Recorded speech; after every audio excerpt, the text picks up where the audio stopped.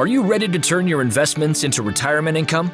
Listen in as Jeremy Keil and his guests reveal ways you can make smarter retirement, investment, and tax planning decisions to achieve your ideal retirement. You will learn more about your money so you can feel better about your money and make better money decisions. Now, on to the show. Welcome to Retirement Revealed. I'm your host, Jeremy Keil, and we're here to turn your retirement savings into a consistent income.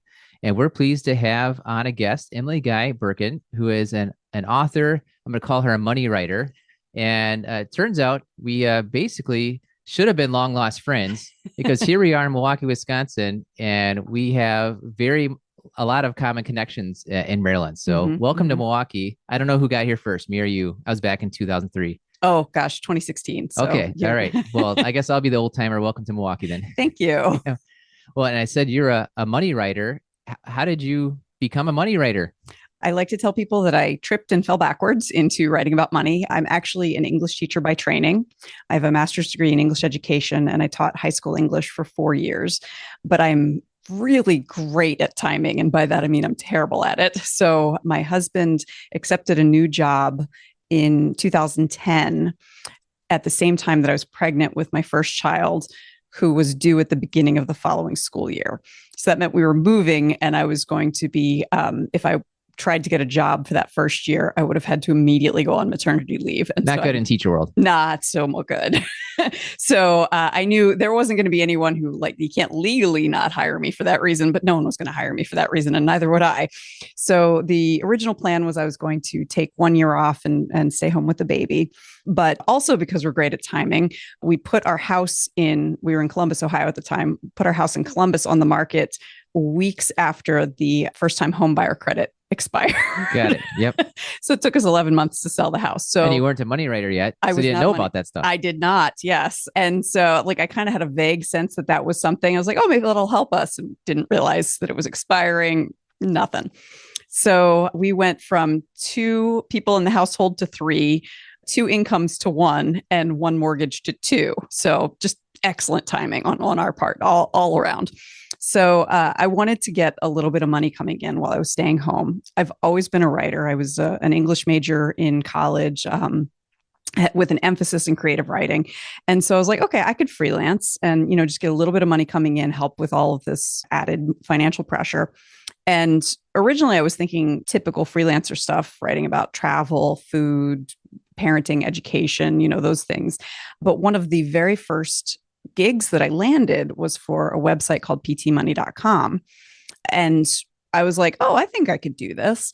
Now, that does sound like it came completely out of left field, English teacher, all of a sudden money. The background information is that my dad was a financial planner. So I grew up in the industry, and I've always been a money nerd, although I didn't really think of myself that way at the time. I just thought, kind of did a lot of money navel gazing about my own financial choices.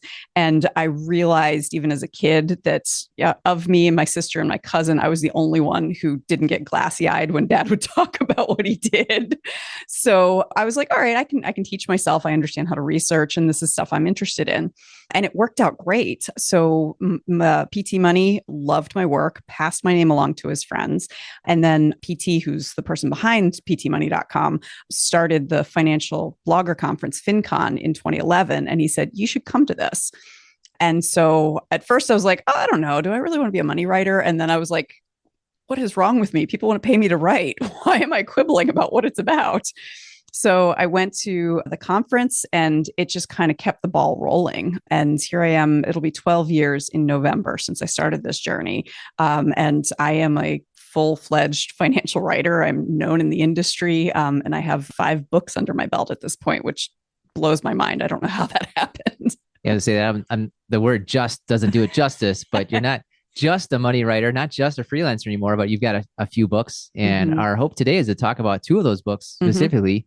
Our audience is people that are getting ready for retirement. And so your one book is perfect, the 5 years before you retire. So we're going to spend some time on that. And then you've got your newest book called Stacked, Your Super Serious Guide to Modern Money Management. And who doesn't need to get super serious about money? And who doesn't need to work on the modern version of money, because there's a lot of times there's myths or just different things that you hear that could have been the case years and years ago. I remember my dad telling me several things, one of them being you can only refinance your mortgage if the rates drop 1%. And I'm thinking, okay, that's might have had some truth at some point because of, differentials in rates, but it's just interesting. And I think you should refinance your mortgage if you do a spreadsheet and the math works out, right? But different approaches. And so here we're gonna talk about those things, but let's talk about the 5 years before you retire. Retirement planning when you need it most, I think, is your tagline. It's exactly it. There's a lot of places. I forget the company. I think it's Prudential, might be, that talks about the retirement red zone. They probably have trademarks. So thank you for Prudential for. We'll throw a team at the end of that. But they talk about how the 5 years before you retire, the 5 years after retirement are the biggest risks to your life. He's called a retirement researcher. Wade Pfau is his name. And he did a study on how each year leading up into retirement and each year in retirement, how that's affecting your risk. And the day you retire is basically the riskiest financial day of your life. Like your risk triples the day you retire. So definitely planning ahead of that big day is huge. And so your 5 years, you must be great at numbers here, because you've got 5 years before you retire. You have 5 things in there: maximize your current investments, secure healthcare for the future, capitalize on pre-retirement opportunities, protect your assets, and strategize for the life you deserve.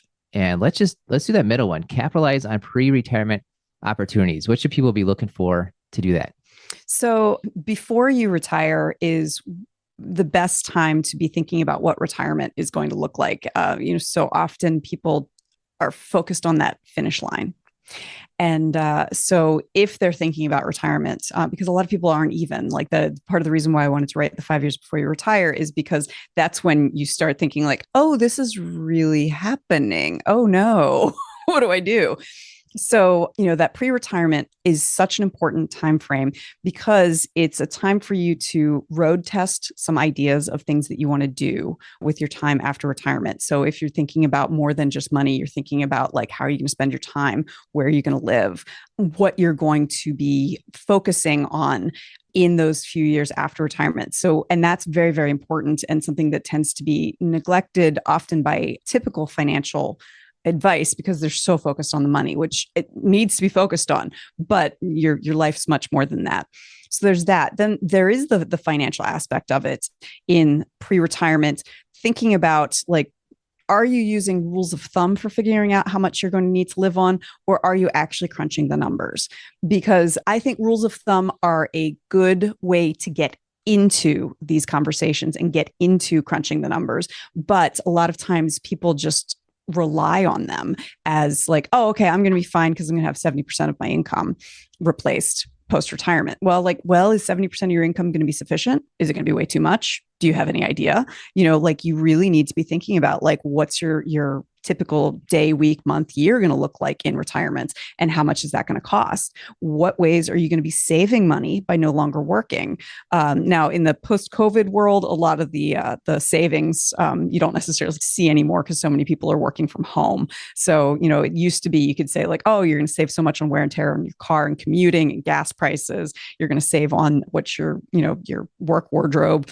Whereas that's 50% savings these days, because you only have to dress up from the waist up, and pajama pants on the bottom, suit up top. But there are other ways that retiring will save you money. So how is that going to be folded into what your financial life is going to look like post-retirement?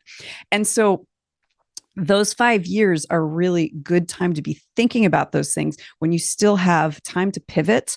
If you realize, oh, I'm not going to have enough, or if you realize, oh, what I had planned isn't going to work for this reason or that reason, or if life throws a wrench in the works and, God forbid, you lose a spouse in those few years before retirement, or, you've got an elderly parent who needs your help in those 5 years before retirement, or, any of those sorts of things, that's the time where you can start thinking about, like, where are my flexibilities in my plan? You can start thinking about, what is it I really want to be doing and moving towards, instead of it just being like, get to the finish line, so I'm not working anymore because I just don't want to do this anymore. And it can be very affirming to do all of this, but people often put it off because it's also can feel overwhelming. Yeah. And I like how you focus on all the kind of non-money things, and yet the money is what helps create all Mm-hmm. those non-money things that are out there. I hear from people come in our office and asking us what we do and how we can help them with retirement. They tell me that a lot of the other advisors are saying basically they walk into their other advisor's office, they say, well, how much do you have and how much do you want to spend?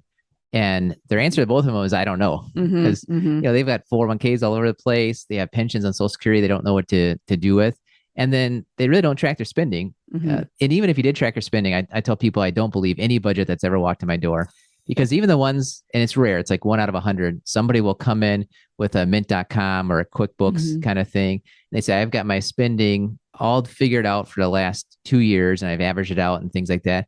So wonderful. What's your taxes and your healthcare look like? And they Mm-hmm. have no idea. Mm-hmm. So Mm-hmm. even the people that are down to the penny are missing out on two of their biggest expenses Mm-hmm. that are out there. Mm-hmm. And this whole thing is 70% of your income. I think it's 100% of your spending Yes.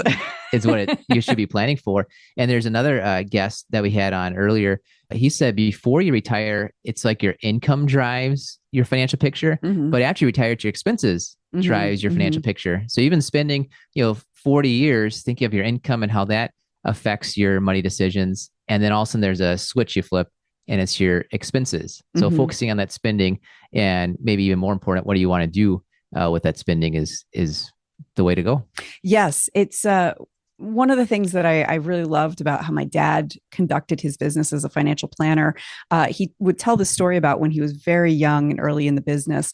There was a guy who was a rock star, everybody knew him, and who had so many clients, and he had so many assets under management. And he found out the way that he did it was he had 5 conference rooms, and he had his clients line up, in each one, like he'd have all his assistants take care of that. And then he'd just go boom, boom, boom, boom at 10, 20 minutes with each one. Oh my goodness. And my dad said, once he learned that, he was no longer enamored of how this guy operated, because within the first 10 to 20 minutes, my dad hadn't yet finished looking at his clients' grandchildren pictures and, Sure, right? and talking about how things were going. Because for my dad, it was very much about, this is about your life. We want to figure out how you can afford the life that you want.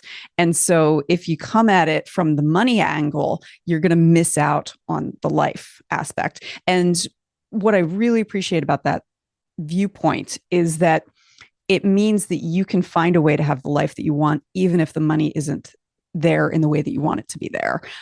Something that I kind of recommend people do, I talk about in 5 years before you retire, is think of what your plan B retirement would look like. What's the least you'd need on a daily, weekly, monthly, and yearly basis to feel satisfied with your life? And I base that partially on a story that a friend of mine told me. My friend, for a little while, worked. It's completely understandable why she did this, because she's now an Episcopal priest. But she worked going into the homes of elderly patients who just needed companionship and stuff like that. And so this lovely lady, Miss Audrey, she and her husband had some terrible luck with finances. And at the time that my friend knew her, Audrey was living in a group home for adults in a very reduced circumstances, and it was not what she and her husband had planned. But Audrey was actually pretty content with her life, because she had friends in the group home. She had 3 meals a day. She had a roof over her head, and she was an avid reader, and she was able to go to the public library 3-4 times a week and get the books that she wanted. And she's like, this is all I need. And I remember Erica telling me this story, and I just kind of moved by it, by the fact that if you know what truly you need, then you can have a satisfying life, even if from anyone looking from the outside going oh, that's grim. And I'm not saying that, I'm glad that that's what happened to Audrey. I would wish that she had better luck financially, but she and her husband hadn't done anything wrong. Things just happened. Life got in the way. I think they lost quite a bit in the .com bubble, and things didn't go the way they'd planned, but she made the most of it. And that's where I think it's important to start with your life and what you want, rather than start with the money. Because if you start with the money and something goes wrong with the money, you'll feel like you failed. Whereas if you start with your life and you have to adjust your expectations, you can always feel like you succeeded. It's Jeremy Keil here, and I know you're listening to the Retirement Reveal podcast because you want to learn more about making great retirement decisions. I've created a free video course for you to do just that. Head over to 5stepretirementplan.com and sign up to receive this video training right in your email inbox. We broke down our 5-step retirement plan into bite-sized videos so you can get started on the retirement, investment, and tax planning you need to create a consistent retirement income. Go to 5stepretirementplan.com, use the number or spell it out. You'll get there either way. 5stepretirementplan.com. Thanks for listening. And now for the rest of the show. Yeah, that's right on. I love that story. I love how you've drawn it all together. And of course, I mentioned there's 5 parts of your book. Capitalize on pre-retirement opportunities is one of them. But I think he's talked more about strategize for the life you deserve, which is great because it just shows how everything's interconnected on there. That really, you got this idea of road testing some ideas. I'm thinking of a few people I meet that are getting ready to retire. And well, even my father-in-law, he had 12 weeks of vacation before he retired because he had been at the same union job for 40 years. You can kind of test drive retirement. And you'd be surprised at how much flexibility there is where if employer wants to keep you and you've been a good employee, ask them, hey, could I take off a month unpaid even, just try it out. There's people I talk to and they just moved to Florida kind of because that's what they've always wanted to do. Like, how about renting in Florida for a month or in Arizona for a month first, just to try it out? I like the idea of road testing. That's a good way to go. And that's really helpful, particularly if you're deciding to relocate, because if you're going to Florida or Arizona, you've probably only been there at the times when it's most pleasant to be there. Like you go there, over Christmas, from Wisconsin to Miami. Wow, this is the greatest ever. If you've never been in Miami in August, it may not be what you want. There's a reason why there are snowbirds. And similar to other places where if people want to retire abroad or anything like that, it's really helpful to road test it for like a month in the off season when you're going to be dealing with the things that you don't get when you're just visiting. Yeah. Awesome. Well, let's get super serious now and let's give people some modern money management. And you wrote this with somebody else. How was that to write a book, I guess, co-author it versus on your own? So Joe Saul-Sehy is the podcaster behind Stacking Benjamins. And he and I have known each other for nearly 10 years and have been friends for a long time. We just kind of have similar senses of humor. Joe has actually had been trying to write a book for 10 years on his own and really was struggling with it. And he had this realization. He's like, oh, I should ask someone who I know knows how to do this and who gets my sense of humor. And so he reached out to me and said, hey, I've got this book idea. What do you think? And I was delighted. I was very, very excited. I do like to tease and say like, yeah, I was only his 3rd or 4th choice. Sure. But so what he wanted to do was create a lighthearted look at finance, which is kind of how he does things on Stacking Benjamins. He wants Stacking Benjamins to be a little bit like, if you remember Click and Clack, the Tappet brothers on NPR, where like it was about cars, but it wasn't really. Right. And you learn about cars without realizing it because you're laughing. And so he wants it to be similar with money. So what we wanted to do was create a book about finance for people who don't read books about finance. I have had this happen where my previous book before Stacked was one called End Financial Stress Now, which was a book that I had for a long time wanted to put together about how we carry stress that's unnecessary. That's not to say that money stress doesn't exist or anything like that, but a lot of times the stress we're carrying has more to do with our own neuroses, our own financial trauma, our own belief system. And if we can just kind of shift the way we look at it a little bit, a lot of that stress falls away and it's easier to make good decisions. So I'd written that book and a friend of mine from college told me that she bought it, but she was terrified to read it. And I was like, oh, honey, why are you scared to read it? And she said, well, I'm afraid it's going to tell me I'm doing everything wrong. And I realized, no matter how reassuring a tone I take, I'm not going to reach the people who in some ways most need to read my books, who are like have any kind of aversion or fright about money.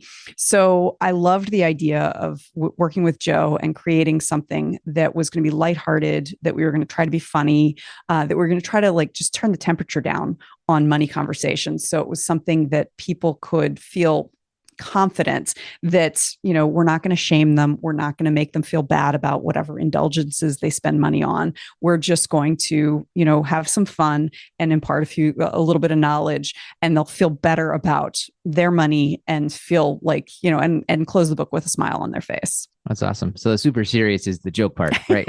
It's the opposite, yes. But yet it comes across or it brings the point across in the lighthearted way. Yes. Well, and that was the title came about because we called it Stack, which after it was all the way to the point of it was almost ready to be published. And I was talking to my sister and I about the book, and she said something along the lines of, "You do know stacked means big boobs, right?" I was like, "Yeah, that's why we named it that." But we wanted to have a subtitle that made it clear it was about money.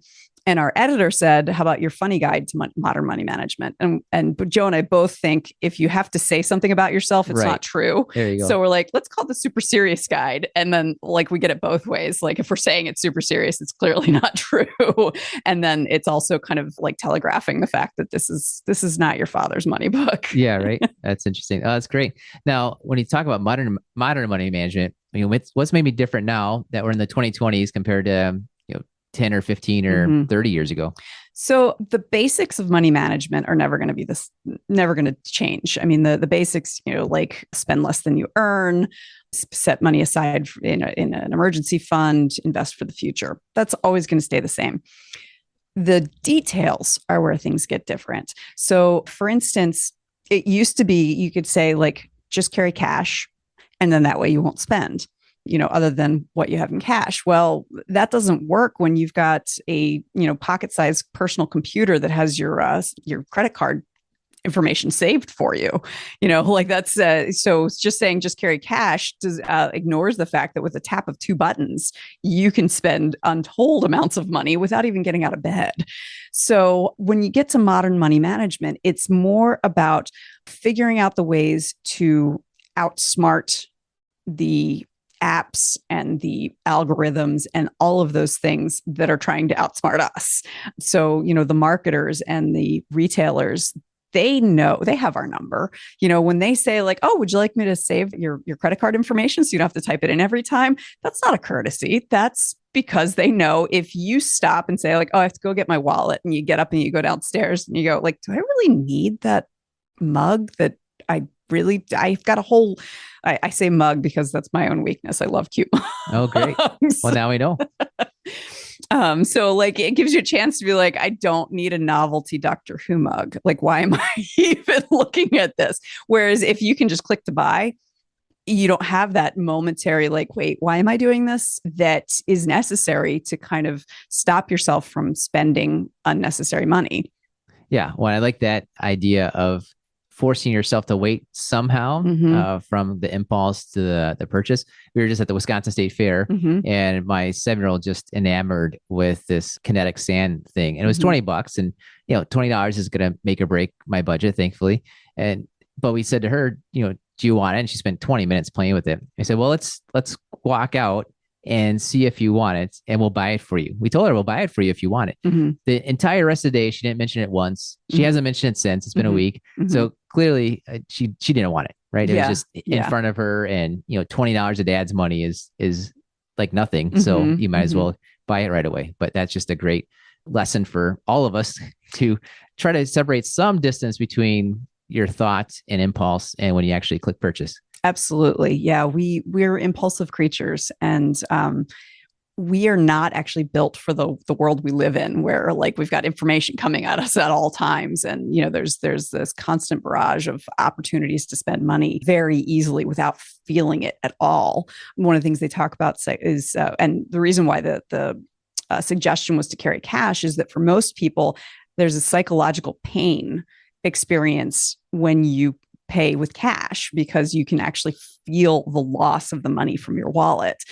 And there is no such psychological pain with credit card because it's just numbers on a screen at best. I mean, and that's if you're checking in on it. Otherwise, it's just like swiping a piece of plastic. It doesn't feel like it means anything.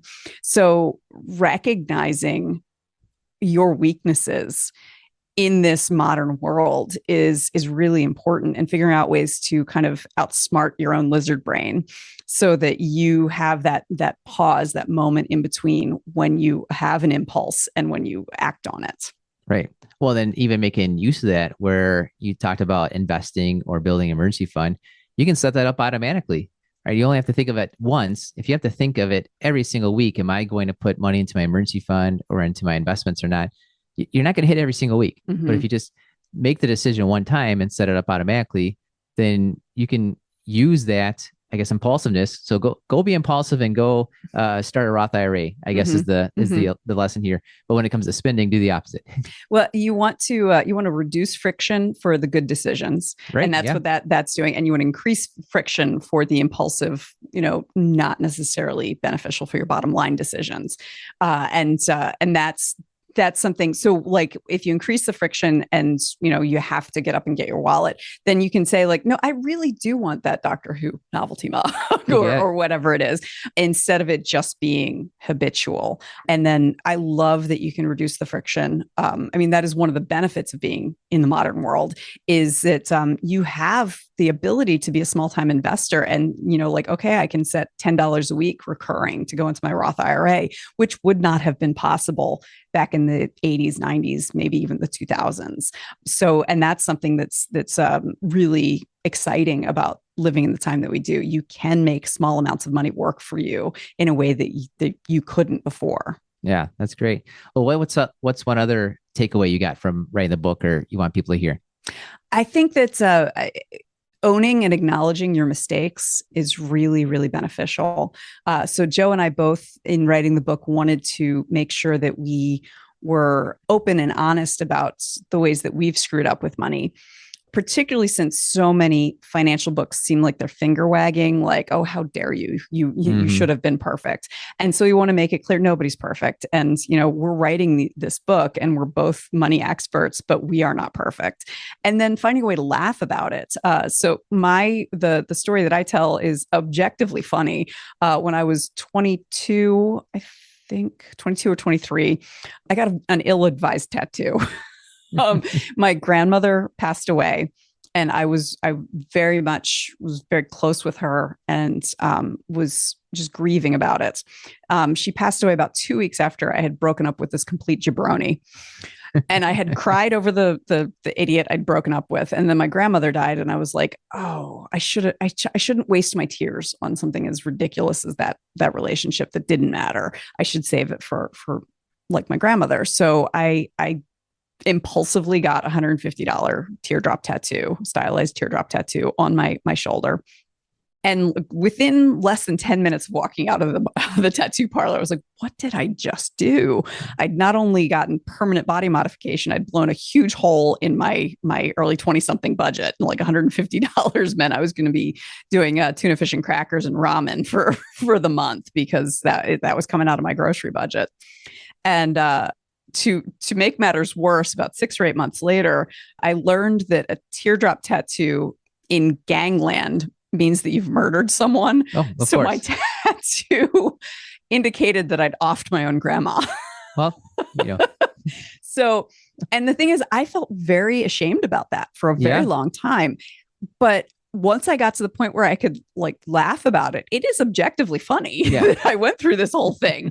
And added to that, the fact that my grandmother would be horrified to know that I got a tattoo in her honor. She would not have appreciated that at all. Helps me to kind of let go of that feeling of like, oh, I made a huge mistake. I'm not saying it wasn't a mistake, but you know what? It's just part of learning how to navigate these things, part of understanding how my impulsiveness shows up.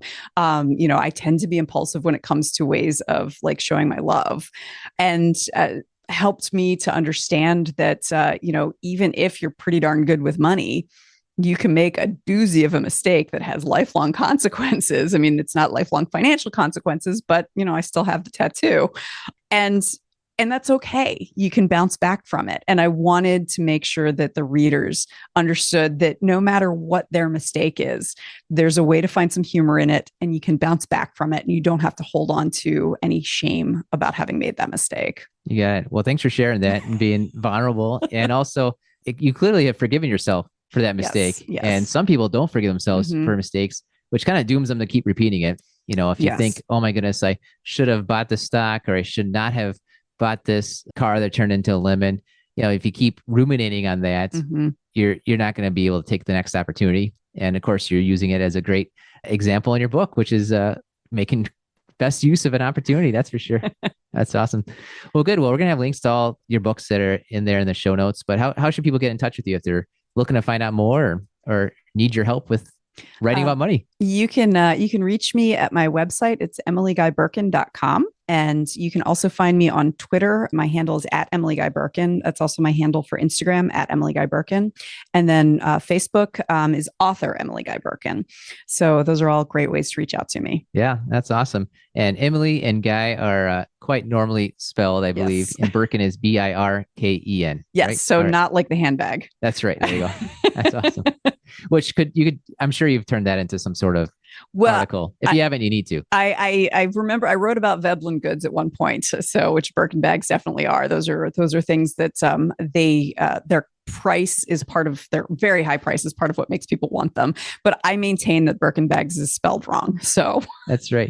Well, all my economics friends appreciate you talking about Veblen goods, and I'm a physics major. You are an English writer, and here we are both in the finance world. So I appreciate you talking about friction earlier as well too. So it's great. Well, thank you. Yeah, awesome. Well, thank you, Emily, for coming on the show. It's been a blast, and I encourage everyone to go check out your books and send me an email. Actually, just go to Jeremy at keilfp.com, Jeremy at keilfp.com. First 3 people that email me, I'll be sending out one of Emily's books to you. Let me know which one you prefer, the 5 years before you retire or Stacked, your super serious guide to modern money management. So love to hear from you, and we'll get out some books, some of Emily's books out to you guys. Thank you. Yeah, good. And thank you for listening to the Retirement Reveal podcast. We believe if you know more about your money, you will feel better about your money and you will make better money decisions. Thank you for listening to the Retirement Revealed podcast. Click on the subscribe button below to be notified when new episodes become available. Visit retirement-revealed.com to learn more. The information covered and posted represents the views and opinions of the guest and does not necessarily represent the views or opinions of Keil Financial Partners. Keil Financial Partners does not provide legal, accounting, or tax advice. Consult your attorney or tax professional. Representatives have general knowledge of the Social Security tenets. For complete details on your situation, contact the Social Security Administration. Keil Financial Partners is a part of the Thrivent Advisor Network, a registered investment advisor. The content has been made available for informational and educational purposes only. The content is not intended to be a substitute for professional investing advice. Always seek the advice of your financial advisor or other qualified financial service provider with any questions you may have regarding your investment planning.